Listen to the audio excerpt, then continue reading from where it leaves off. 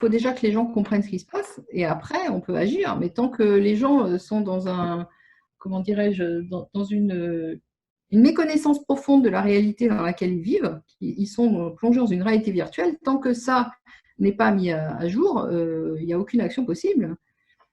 Donc, Hold Up, d'ailleurs, ça a tellement fait peur au pouvoir public.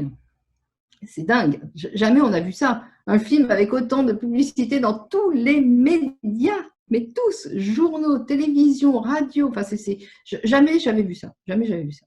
Alors, évidemment, c'est une publicité négative, mais enfin, tout le monde, maintenant, personne n'ignore ce film. Parce qu'en fait, ce film, il a un peu mis toutes les pièces du puzzle ensemble. Et du coup, les gens, ils ont commencé à comprendre, à avoir une image, à avoir toutes les pièces du puzzle, vous voyez, à voir l'image d'ensemble.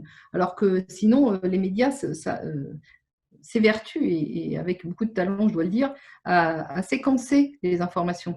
C'est-à-dire que vous avez des informations médicales d'un côté, vous avez des informations concernant la recherche de l'autre, vous avez des informations éventuellement politiques, mais qui sont nimbées d'un nuage de conspirationnisme. Alors qu'en réalité, tout est parfaitement officiel.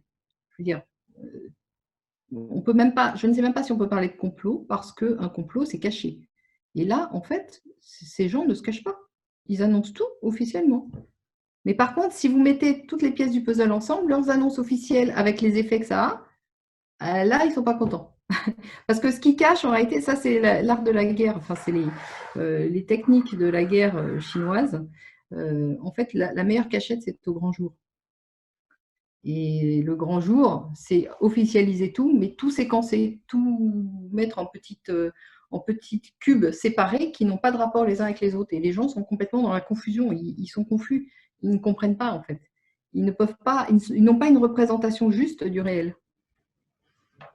Et c'est tout à fait des techniques de guerre militaire qui sont appliquées à la conscience publique. Hein. C'est incroyable.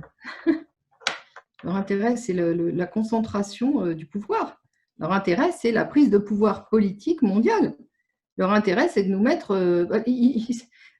c'est déjà de réduire la population. Ça a été clairement édité depuis les réunions du Club de Rome, et en particulier son effet, le premier résultat qui a été le rapport Meadows, qui a été publié en 1972. Pour ces gens-là, le monde est trop peuplé. Il est clair qu'il faut le réduire de façon drastique. Le défi démographique dans les dizaines et centaines, dizaines d'années qui viennent, ça va être un effondrement de population, pas du tout une explosion démographique. Entre 25 et 70 ans qui sont devant nous, ça va être un effondrement démographique. C'est long, ça ne va pas se faire du jour au lendemain, mais les populations sont en train mécaniquement de diminuer. Oui, par exemple, la Chine sont revenus quand même sur cette politique. Ils ont abandonné la politique de l'enfant unique parce qu'ils ont compris qu'ils étaient en danger en fait, démographique. Donc, si vous voulez, ça remet un peu en perspective les données que nous avons actuellement, qui sont erronées et sur lesquelles la géopolitique se construit de façon artificielle. Voilà. Donc, leur discours génocidaire, comme quoi on est trop nombreux, etc., il est déjà surfait par rapport à la réalité. C'est déjà quelque chose d'artificiel. Voilà. Le problème, c'est l'organisation du monde actuellement. Et cette organisation, elle est due à ceux, justement, qui nous culpabilisent en nous disant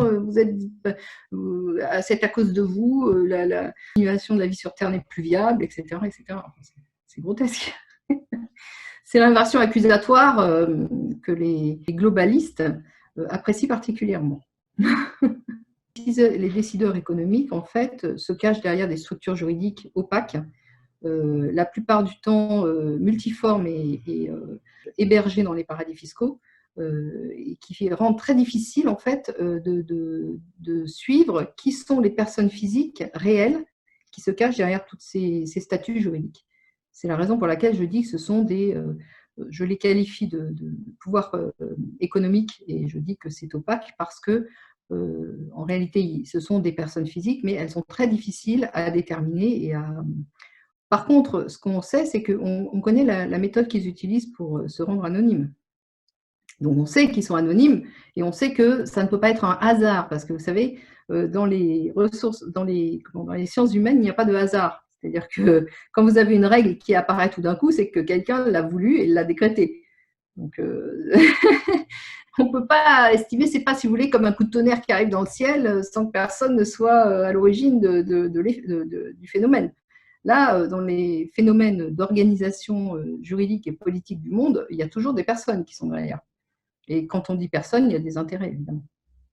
Leurs intérêts, si vous voulez revenir au film Hold Up, l'intérêt économique de toutes ces multinationales pharmaceutiques, mais il n'y a pas que les pharmaceutiques, hein, toutes les multinationales et également les multinationales bancaires, qui sont quand même à l'origine du problème, si vous voulez, leur intérêt, c'est un intérêt apparemment financier et en réalité de domination, de pouvoir.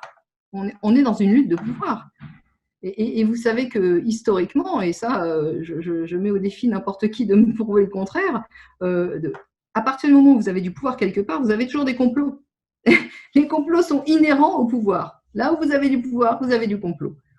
Et ce n'est pas parce que vous dénoncerez ou dénoncerez pas ces complots qu'ils n'existent pas. Alors, ceux qui sont au pouvoir, évidemment, n'ont pas envie de le perdre. Donc, ils ont tout intérêt à dénoncer ceux qui peuvent éventuellement constater ces complots. D'où l'histoire de complotisme, etc. Je ne reviens pas sur l'histoire du complotisme récent qui a été réactualisé au moment de la mort de Kennedy par la CIA, qui avait tout intérêt à ce qu'aucune information réelle ne sorte. Donc, si vous voulez, le complot, voilà, le complot, en réalité, c'est le partenaire indétachable du pouvoir.